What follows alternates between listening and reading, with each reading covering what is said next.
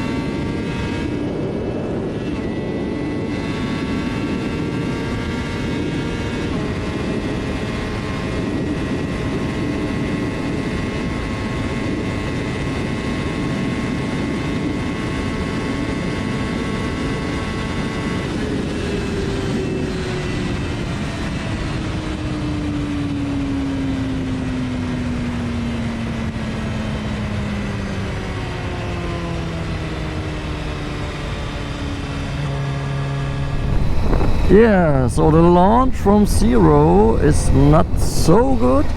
Maybe because the first gear ratio is too long, and yeah, and the launch control is not working that perfect as at the BMW models.